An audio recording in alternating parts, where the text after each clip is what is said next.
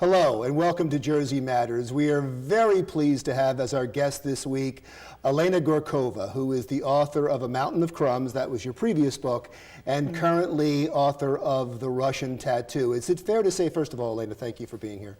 Is it fair to say both of the books are autobiographical? They are. They're both memoirs, so they're completely autobiographical. And from your accent, we can tell that you're originally from Russia. I'm from Russia, born and raised in Leningrad, which used to be Leningrad. Now it's back to its original name, St. Petersburg. Before we get into the book, and I do want to talk about the difference in cultures and what it's like to move from what was then the Soviet Union to the United States, but I want to fast forward ahead to what's in the news right now and the tensions between Russia and the United States. When the Soviet Union crumbled, you thought there was going to be better relations, and here we are worse off again. If I could just get some quick thoughts about the relationship right now and where you think this might be headed.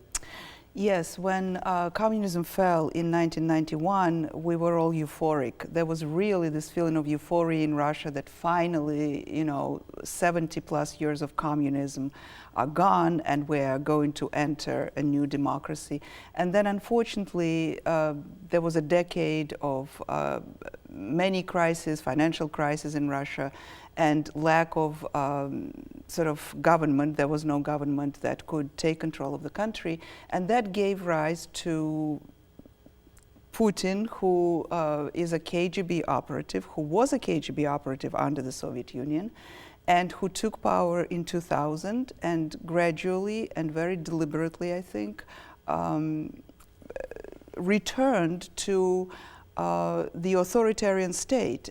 He himself more than once said that the greatest catastrophe of the 20th century was the collapse of the Soviet Union. So what he has been doing all these years is returning the country to that authoritarian empire that he remembers when he worked for KGB.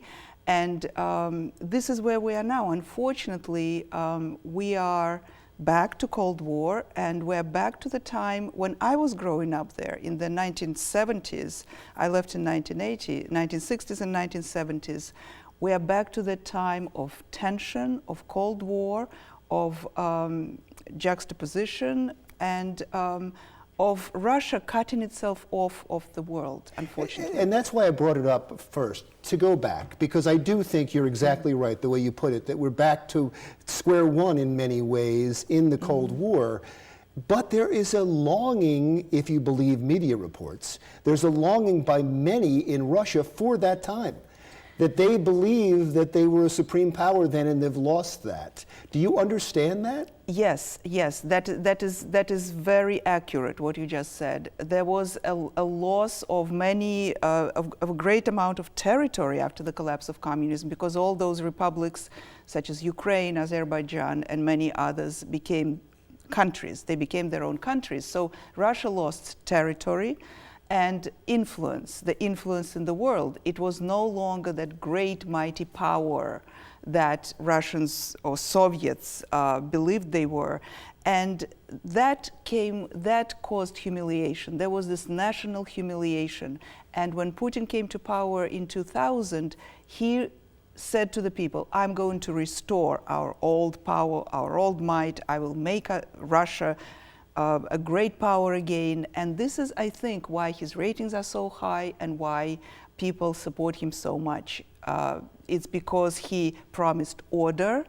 He sort of brought the economy back to normal for a while. Now, with sanctions, it's a different story. Let's get back to your book, because you're kind of skirting around that Yes. that time of your life. Is this sort of what you believed, what you grew up with? Yes. I was growing up in the 1960s and 1970s, which was the time of communism. Brezhnev was the General Secretary of the Communist Party, which is the supreme leader of the country at that time. But it was sort of this time of stagnation, because the Soviet Union was still a mighty power, but it was not the time of Stalin, when when people enthusiastically believed in the bright future of mankind, which was communism. My mother was of that generation who believed. my generation was more disillusioned and more cynical. We really didn't believe much in the fact that we're going to inherit the world and the Soviet Union will be the only country that is right and the rest of them will rot. That's what they were saying about capitalist countries. They're rotting. Capitalism is rotting. So we didn't believe that. It was a time of disillusionment, of just not believing in what the system was telling us. At that age that you're talking about, did you have an attraction to this country? I did. It started with being attracted to the English language. I started learning English when I was 10, which was pretty young, for the situation in my country. And there was something in English that was very mysterious to me. It sounded so beautiful, and I actually I begged my mother to hire me a tutor. And she did for one summer. When I learned for 3 months, I learned a great deal of English that allowed me to enter a special school where they taught English. We had special schools like that in the Soviet Union. And I wanted to be in that school, and I had to pass the test. And I did pass the test because of that tutoring. But English sounded like magic to me, and I can't explain what it was. It was just this love at first sound at the time. And you finally, how did you come over here? I married, my first husband was an American. I met him in Leningrad. He was a student of Russian, and that was how I was able to come. It was very difficult to leave the Soviet Union. You couldn't leave, you couldn't go abroad. But marriage was one of the reasons when, if your husband was a foreigner, they allowed you to leave. And I'm being wrapped up, and so, but I wanted to quickly get one point across. And your book is about growing up in the Soviet Union. The difference between the two countries, we talked a little bit about this as we started. Do we take many things for granted in this country? I think you do.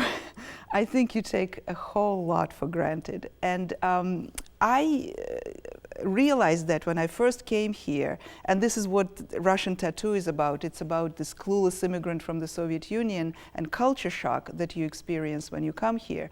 But I came from a country where, from a communist country, and I didn't know how to do the simplest things. I didn't know how to get on a bus, for example, because you have to flag a bus down, and I didn't know that, so I was standing there at the bus stop while the buses were speeding past me, and all I could think was that something was wrong with me, that those bus drivers could see that they didn't like me. That's why they just stepped on the gas instead of the brake. I couldn't buy a pair of shoes in a shoe store, because in the Soviet Union, the stores were empty. There were maybe 2 vinyl shoes, pairs of shoes on the floor. Both were black and both mangled your feet equally well. There was no choice. And when I walked into an American shoe store, I was absolutely shocked. I had to make a choice. There was this ocean of footwear, and I had to make a choice. And it was impossible for me at that time. I didn't know how to take a multiple choice exam. I had never. And all of this these are all outlined in the book? These are all in the book. These are all in Russian. Thank you so much. I really appreciate you coming in. It was a pleasure to talk to you. Elena Gorakhova, author of A Mountain of Crumbs. That's the former book, but the book that you should go out and buy right now is The Russian Tattoo, that talks a little bit about, or at least shows you some of the things we take for granted in this country through Elena's perspective of growing up in the Soviet Union. This is Jersey Matters. We'll be right back.